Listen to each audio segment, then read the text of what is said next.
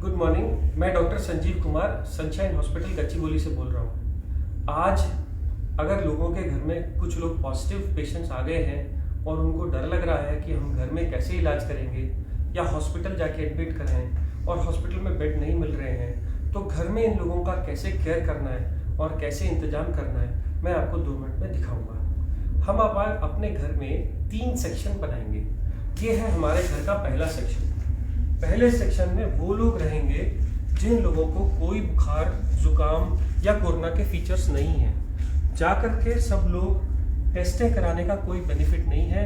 जो लोग इन्फेक्टेड नहीं हैं, जिनको बुखार नहीं आ रहा, उनको सिर्फ 2-3 चीज़ों की ज़रूरत है। रोज अपना टेम्परेचर चेक करिए, फ्रीक्वेंट हैंड वॉश करिए, अगर घर में दूसरे से इंटरेक्ट कर रहे हैं तो फेस मास्क का यूज़ करिए और सोशल डिस्टेंसिंग, 1 हाथ की दूरी पे रहिए। इतने दूरी पे रहने पे कोरोना के फैलने का डर ऑलमोस्ट निल होता है। तो वो सब लोग, जो लोग ठीक हैं, जिन लोगों को फीवर नहीं आया है, वो लोग अपने घर के उस सेक्शन में रहेंगे जिस सेक्शन में दूसरे इन्फेक्टेड लोग नहीं हैं। जिनको फीवर आ गया है और जुकाम, बुखार, खांसी हो रही है, वो लोग घर के दूसरे सेक्शन में रहेंगे। और इन दूसरे सेक्शन के अंदर जो लोग नॉर्मल हैं, वो उनको डिस्पोजेबल्स में खाने का इंतजाम करेंगे। खाने में क्या खाएंगे? खाने में कोई भी वेजिटेरियन फूड, क्योंकि भूख कम हो जाती है, स्मेल कम हो जाती है, इसको आने में 1 महीना लगता है। इन लोगों को लिक्विड डाइट, सूप्स, जूस या ऐसी चीज़ें जो वो लोग खुद मांग रहे हों, सब अलाउड है। खाने में किसी चीज़ की मनाही नहीं है। आपको इसके अलावा क्या इलाज करना है? इन लोगों को बुखार हो सकता है। बुखार वाले लोगों को आपको बुखार की गोली सुबह, दोपहर, शाम देनी है। अगर बच्चे हैं तो यही गोली आधी हो जाएगी। अगर बिल्कुल खाना नहीं खा रहे तो ORS का सोल्यूशन देना है। कुछ लोगों को vitamin B, vitamin C, vitamin D, मैंने प्रिस्क्रिप्शन अपने व्हाट्सएप स्टेटस पे एक प्रिस्क्रिप्शन डाला हुआ है। इस प्रिस्क्रिप्शन को अगर आप प्रिंट करो तो ये कहता है कि आप पहले तो 1, 2 और 3 विटामिन हैं, अगली 2, एक तो फीवर की और जुकाम, बुखार, खांसी और गले दर्द की दवाइयाँ हैं। ये दवाइयाँ आप लीजिए। इस पर्चे से आप ये सिम्टोमेटिक ट्रीटमेंट कर सकते हैं। नॉर्मली कोरोना वायरस एक नॉर्मल सा माइल्ड सा वायरस है। 99% लोग इससे ठीक हो जाते हैं और उनको कुछ और चीज़ की ज़रूरत नहीं पड़ती। बट 1% लोग जब बीमार होते हैं तो उनका बुखार बहुत तेज हो जाता है। वो लोग खाना खाना छोड़ देते हैं और उनकी ऑक्सीजन सैचुरेशन कम होने लगती है। हैबत होने पे ऐसे लोगों के लिए घर में हम लोग पल्स ऑक्सीमीटर लेके आते हैं। ये पल्स ऑक्सीमीटर हम पेशेंट्स को रोज लगाएंगे। लगाने के बाद, ये कनेक्ट करने के बाद, एक बटन दबाने से पल्स ऑक्सीमीटर ऑन हो जाता है और ऑन होने पे थोड़ी देर वेट करना है। ये आपको पल्स दिखाने लगता है। जब ये पल्स दिखाएगा तभी उस वैल्यू को मानना है।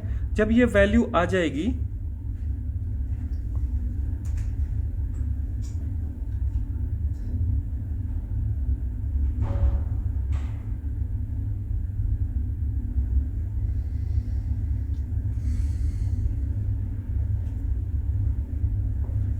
तो ऑक्सीजन सैचुरेशन 100% बता रहा है। 90 से कम है तो ये पेशेंट सिक हैं। अगर 90 से ज़्यादा है तो डरने की बात नहीं है। मैंने इतनी देर इसलिए वेट किया क्योंकि पल्स ऑक्सीमीटर लगभग 30 सेकंड ले जाता है नॉर्मल सैचुरेशन बताने के लिए। अब मान लीजिए अगर ये लोग 90 से कम ऑक्सीजन पे आ गए हैं, अब इनको हॉस्पिटल की फैसिलिटी पे ले जा रहे हैं पर बेड नहीं मिल रहे, तो हम क्या करें? तो हम अपने घर का एक और सेक्शन सिक पेशेंट्स के लिए तैयार करेंगे, जिनकी एंट्री, जिसमें नॉर्मल लोग कोई भी एंटर नहीं करेंगे, और इन सब लोगों को हम 14 दिन के लिए आइसोलेट करेंगे। मान लीजिए अगर ये पेशेंट है और मुझे इनकी केयर करनी है, तो जो बहुत ज़रूरी वाली चीज़ें मैं आपको बताता हूँ। जब भी आप इस कमरे में जाएंगे तो आप एक बड़ा कपड़ा या कोई भी गाउन, जिससे कि आपके कपड़े इन्फेक्ट ना हो जाएं, वो गाउन पहनेंगे। गाउन के ऊपर मास्क, गाउन पहन के आपका ये पूरा एरिया कवर हो गया। अब आप इसके ऊपर एक नॉर्मल कोई भी मास्क या N95 मास्क लगा सकते हैं। ध्यान ये रखना है कि इन मास्क को इधर की तरफ हाथ से नहीं छूना। छूने के बाद स्टेरलाइज करना है, आंख में नहीं लगाना। आप सिंपल मास्क भी यूज कर सकते हैं, बट इसको रोज डिस्कार्ड करिए। अब क्योंकि ये इन्फेक्टेड जोन है, इसलिए मार्केट में ये प्लास्टिक की बनी शील्ड्स मिलती हैं। इसको अगर आप लगा लेंगे तो आपके सेक्रीशंस बाहर नहीं जाएंगे। ऐसे ही ये मरीज भी मास्क लगाएगा और ये भी शील्ड डालेगा। इससे क्या होगा, इससे उसके सेक्रीशंस और आपके सेक्रीशंस मिल नहीं सकते, आपको इन्फेक्शन होने का चांस बहुत कम हो जाता है। इस आदमी के साथ अगर आप टाइम बिताना चाहते हैं तो सोशल डिस्टेंसिंग के हिसाब से इससे ज़्यादा टाइम नहीं, ज़्यादा 5 मिनट से ज़्यादा टाइम ना बताइए। उनको खाने के लिए डिस्पोजेबल्स का खाने में दीजिए। जैसे मैंने पहले बताया, खाने में आप सब कुछ दे सकते हैं। अब इन लोगों की केयर करते समय याद रखिए कि वो लोग खूब हैंड सैनिटाइजर्स या सोप का इस्तेमाल करें। इसके अलावा आप जब भी इन लोगों का सेवा करेंगे तो आप ग्लव का यूज़ करेंगे। हर बार ग्लव्स को डालने के बाद ही आप पेशेंट को टच करेंगे। ये ग्लव अगर कपड़े के यूज़ कर रहे हैं घर के बने हुए, तो हर बार उनको घर से बाहर जाने के बाद उनको वॉश किया जाएगा। अगर डिस्पोजेबल यूज़ कर रहे हैं तो हर बार यूज़ करने के बाद थ्रो कर दिए जाएंगे। अब अगर आप ऐसी कंडीशन में उस पेशेंट के साथ उसके केयर करते हैं, उसको खाना देते हैं, उसके ऑक्सीजन लगाते हैं या जो भी कुछ कर रहे हैं, आपको इन्फेक्शन आने का चांस कम हो जाता है। मान लीजिए अब ये पेशेंट का मैंने ऑक्सीजन सैचुरेशन चेक किया और ये 90 से कम था। मैंने पल्स ऑक्सीमीटर लगाया और ये पल्स ऑक्सीमीटर लगा के रहने दिया। ये पेशेंट को फीवर भी आ रहा है, इसका ऑक्सीजन भी कम है, तो मैं क्या करूँगा, मैं पल्स ऑक्सीमीटर को लगा ही रहने दूंगा।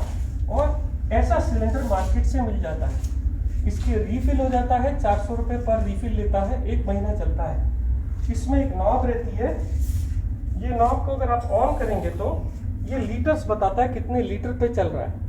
5 लीटर पे जनरली जब भी होता है तो ऐसे छोटे नेजल प्रॉन्ग्स हम पेशेंट को लगा सकते हैं।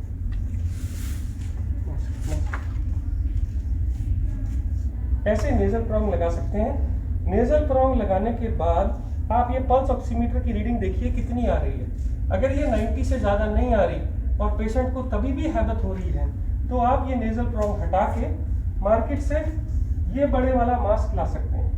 इस मास्क से अगर आप सिलेंडर पे लगाएंगे तो 10 लीटर तक एक पेशेंट को ऑक्सीजन दी जा सकती है। तब आप ऑक्सीजन चेक करिए, 5 मिनट वेट करिए ऑक्सीजन देके। इसके बाद भी अगर ऑक्सीजन इंप्रूव नहीं हो रही तो आपके पास लास्ट ऑप्शन बचती है हाई फ्लो ऑक्सीजन मास्क। ये मास्क के साथ एक गुब्बारा लगा रहता है, इसको जैसे ही हम ऑक्सीजन से कनेक्ट करते हैं तो ये ऑक्सीजन एक्स्ट्रा देता है और इसमें आप 15 लीटर तक ऑक्सीजन भर सकते हैं। ये गुब्बारा भर जाने के बाद जब आप लगाते हैं तो पेशेंट की हैबत या ऑक्सीजन सैचुरेशन इंप्रूव कर जाती है। इसको लगाने के बाद आप सैचुरेशन को देखते जाइए, जब वो 90 से ऊपर हो जाए उसको ऐसे ही रहने दीजिए। दिन में ये लोग मास्क 3 से 4 घंटे लगा सकते हैं और जैसे अगर हैबत होने लगे तो छोटे मास्क पे आ सकते हैं। और अगर हो सके तो सोते वक्त बेड एंड को थोड़ा ऊंचा करके रखिए। अब इस कमरे की सेफ्टी के लिए कि इन्फेक्शन बाहर न जाए, घर का बना फिनाइल या कोई भी एंटीसेप्टिक सोल्यूशन से घर का पोछा मारिए। अब आप इस कमरे से जब बाहर आने लगे तो आपको सबसे पहला काम क्या करना है, ग्लव उतार के डस्टबिन में फेंक देने हैं और ये गाउन निकाल के आपको बाहर नहीं जाना। आप ये गाउन को हटा के उसी कमरे में छोड़ देंगे, मास्क शील्ड्स उसी कमरे में छोड़ देंगे और हैंड वॉश करके आप पूरा हैंड वॉश करके इस कमरे से बाहर आएंगे। 14 दिन तक अगर इन लोगों की ऐसे ही सेवा करी जाए तो ये लोग इम्प्रूव हो जाते हैं। अब इन लोगों की दवाइयों का क्या, मैंने जैसे पहले बताया था, मैंने अपने व्हाट्सएप स्टेटस पे एक और ट्रीटमेंट डाला है। ये ट्रीटमेंट उन लोगों के लिए है जिनको बेड्स नहीं मिल रहे, हॉस्पिटल फैसिलिटी नहीं है और दवाई देने का और कोई इंतजाम नहीं है। तो आप पुराने ट्रीटमेंट की तरह देखिए, ऊपर मैंने 4 मल्टीविटामिन लिखे हैं, उसके नीचे मैंने भूख लगने का सिरप लिखा है, नीचे हमने जो दवाइयाँ लिखी हैं वो सिम्टोमेटिक इलाज के लिए हैं, जैसे कि डेरिफिलिन, जैसे कि मॉन्टेलुकास्ट मैंने पहले बताई। इसके अलावा जो नीचे आने वाले इंजेक्शन या एंटीबायोटिक्स हैं जो डॉक्टर की गाइडेंस में लेने चाहिए, वो एक तो है डॉक्सीसाइक्लिन, सुबह शाम 5 दिन के लिए 10 गोलियां, ये लोग इतनी देर में इंप्रूव कर जाते हैं। और दूसरे हैं 2 इंजेक्शन एक इंजेक्शन है ब्लड थिनर का, क्योंकि कहा गया है कि ऐसे लोगों को क्लॉट्स बन जाते हैं, इसलिए ये इंजेक्शन सुबह शाम देना है डॉक्टर की गाइडेंस में।